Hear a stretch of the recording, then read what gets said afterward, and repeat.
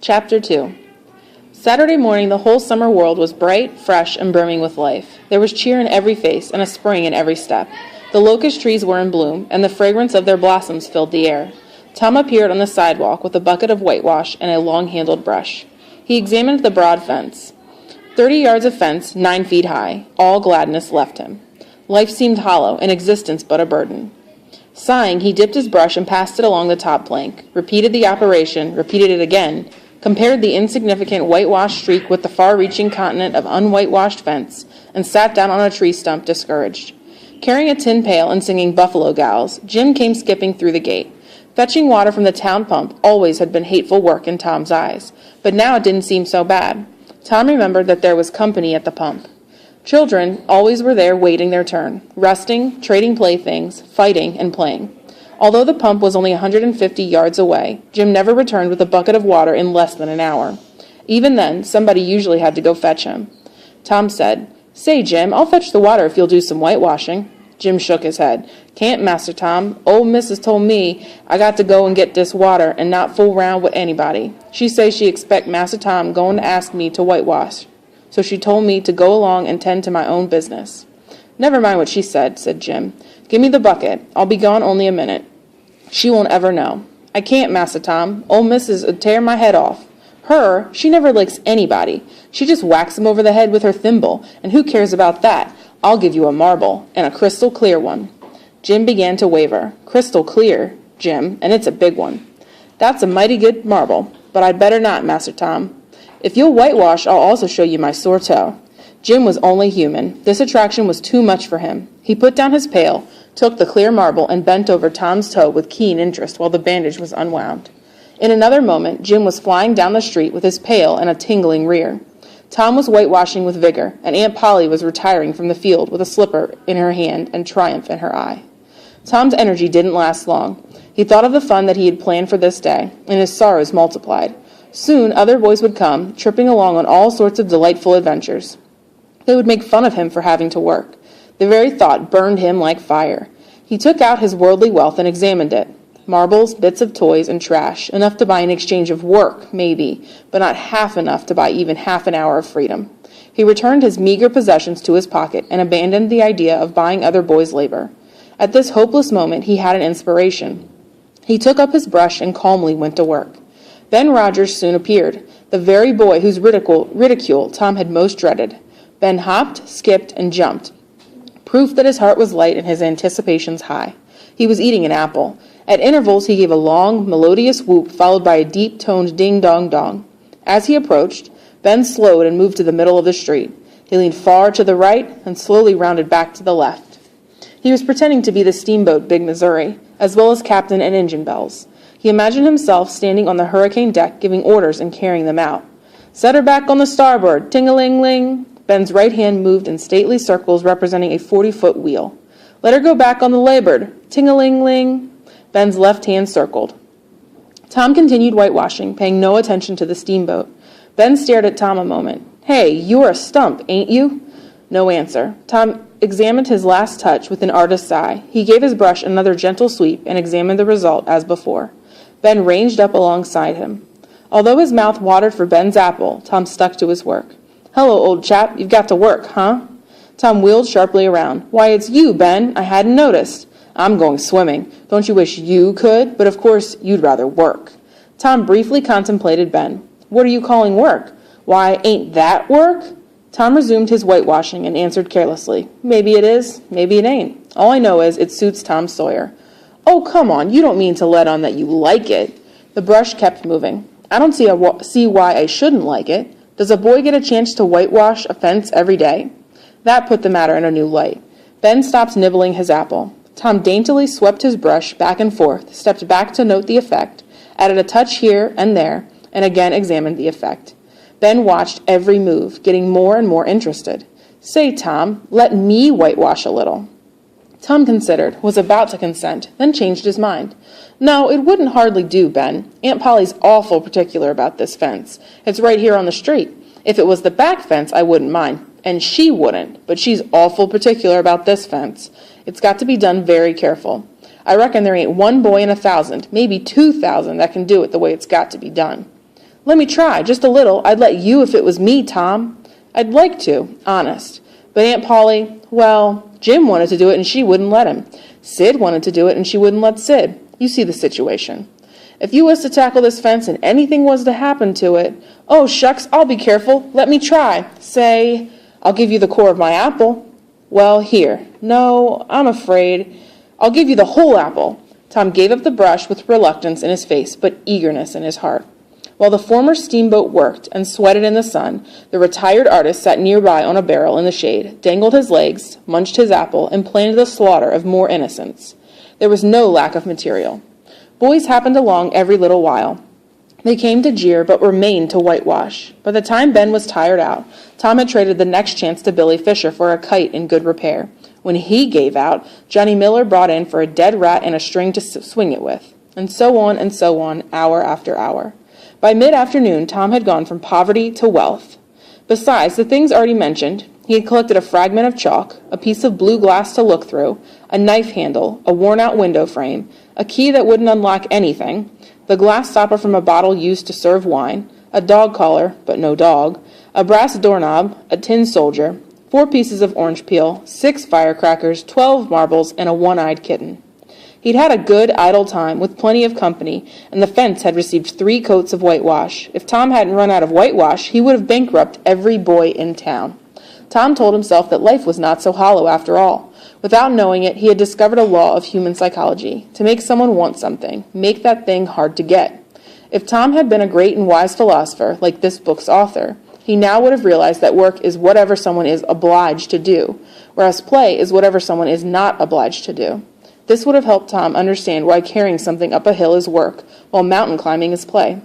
He also would have understood that paying to do something makes it play, but being paid to do something makes it work. Tom presented himself before Aunt Polly, who was sitting by an open window. The warm summer air, restful quiet, scent of flowers, and drowsing murmur of the bees had their effect, and she was nodding over her knitting. She had no company other than her cat, asleep in her lap. Her eyeglasses were propped up on her gray head for safekeeping. She had thought that Tom must have deserted long ago, so she wondered at seeing him place himself in her power in this bold way. "May I go now, Aunt?" Tom asked. "What, already? How much have you done?" "It's all done." "Tom, don't lie to me." "I ain't, Aunt. It's all done." Aunt Polly placed small trust in Tom's statement. She went out to see for herself. When she found the entire fence not only whitewashed, but elaborately coated and recoated, her astonishment was great. She said, "Well, I never." "You can work when you have a mind to." Then she weakened the compliment by adding, "But it's powerful seldom you've a mind to. Well, go along and play, but mind you get back sometime within a week or I'll tan you." She was so overcome by the splendor of his achievement that she took Tom into the closet, selected a choice apple and gave it to him, along with a lecture on the added value and flavor that a treat has when it comes through virtuous effort. While she closed with a quote from Scripture, Tom grabbed a donut. Then he skipped out. He saw Sid starting up the outside stairway that led to the back rooms on the second floor. Clumps of dirt were handy, and the air was full of them in a twinkling. They raged around Sid like a hailstorm. Before Aunt Polly could collect her surprised faculties and hurry to the rescue, 6 clumps had hit their mark, and Tom was over the fence and gone. There was a gate, but as a general thing, he was too pressed for time to use it. His soul was at peace now that he had settled with Sid for alerting Aunt Polly to the black thread on his shirt. Tom skirted the block and came around into a muddy alley that passed behind Aunt Polly's cow barn. He got safely beyond capture and punishment and hurried toward the town's public square, where 2 military companies of boys had met for conflict, according to previous appointment. Tom was general of one of these armies. Joe Harper, a bosom friend, was general of the other. These 2 great commanders did not condescend to fight in person, that being better suited to the smaller fry, but sat together on a hill and conducted the field operations by orders delivered through assistants. Tom's army won a great victory after a long and hard-fought battle. Then the dead were counted, prisoners exchanged, and the terms of the next disagreement agreed on, and the date for the necessary battle set. After which the armies fell into line and marched away. Tom turned homeward alone. As Tom was passing by the house where Davy Thatcher lived, he saw a new girl in the garden, a lovely little blue-eyed girl with blonde hair braided into 2 long tails, wearing a white dress. The newly crowned hero fell without firing a shot. A certain Amy Lawrence vanished from his heart, leaving no trace. He had thought that he loved Amy to distraction. He had spent months winning her. A week ago she had confessed to returning his affection.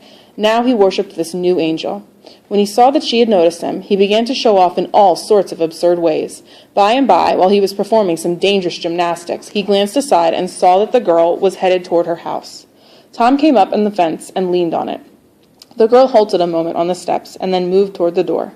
Tom heaved a great sigh as she put her foot on the threshold, but his face lit up when she tossed a pansy over the fence, and a moment before she disappeared. Tom ran around and stopped within a foot of the flower. He shaded his eyes with his hand and began to look down the street as if he had discovered something interesting going on in that direction. He picked up a straw and tried to balance it on his nose with his head tilted far back. As he moved from side to side in his efforts, he edged nearer and nearer to the pansy. Finally, his bare foot rested on it, his toes closed on it, and he hopped away with the treasure.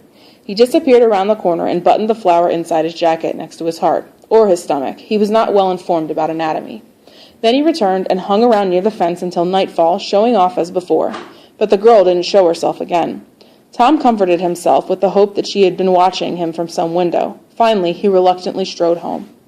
All through supper, his spirits were so high that his aunt wondered what's got into the child. He got a good scolding for having pelted Sid and didn't seem to mind it in the least. He tried to steal sugar under his aunt's very nose and got his knuckles rapped for it. Tom said, "Aunt, you don't whack Sid when he takes sugar. Sid don't torment a body the way you do. You'd always be into that sugar if I wasn't watching you." Aunt Polly stepped into the kitchen, and Sid reached for the sugar bowl, glorying over Tom. Sid's fingers slipped, and the bowl dropped and broke. Tom was in ecstasy. He decided not to say a word, even when his aunt came in. Instead, he would sit perfectly still until she asked who had done the mischief. Then he would tell, and there would be nothing as good in the whole world as to see Sid catch it. Aunt Polly returned and stood above the wreckage, shooting lightning bolts of anger over her eyeglasses. Tom smugly told himself, now it's coming, but the next instant he was sprawling on the floor. Aunt Polly's strong palm was raised to strike again when Tom cried out, "Hold on, what are you hitting me for? Sid broke it." Aunt Polly paused, confused, but when she got her tongue again, she said, "Well, you didn't get a lick you didn't deserve, I reckon. Most likely you've been into some mischief when I wasn't around." Then her conscience reproached her. She wanted to say something kind and loving, but she judged that discipline forbade that. Tom sulked in a corner, looking aggrieved. He knew that in her heart his aunt was on her knees to him, and this gratified him. Now and then a yearning glance fell upon him through a film of tears, but he refused to take notice. He pictured himself brought home from the river, dead, his curls all wet. Aunt Polly would throw herself upon him. Her tears would fall like rain, and she would tell God that if he would give her back her boy, she never ever would abuse him again. When his cousin Mary danced in, overjoyed to be home after an age-long visit of 1 week to the country, he left in a cloud of self-pity. Tom sought a desolate place in harmony with his mood. A log raft in the river invited him. He seated himself on its edge and contemplated the river's dreary vastness, wishing that he could drown instantly. Then he thought of his flower. He took it out, rumpled and wilted. He wondered if she would pity him if she knew. Would she cry and wish that she could put her arms around his neck and comfort him? Or would she turn coldly away like the rest of the hollow world? This picture brought such pleasurable suffering that he worked it over again and again in his mind. At last he rose with a sigh and departed in the darkness. About 10 o'clock he came along the deserted street to where the adored unknown lived. He paused a moment.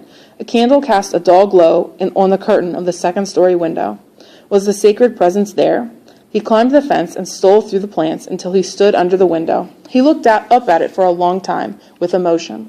Then he lay down on the ground under it, on his back, with his hands clasped on his breast, and holding his poor wilted flower. Thus he would die, and thus she would see him when she looked out in the morning.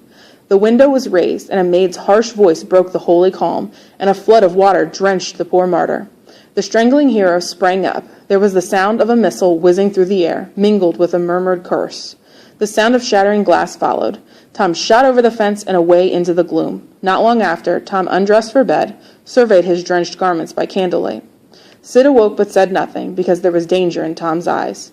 Tom turned in without the added annoyance of prayer, and Sid mentally noted the omission.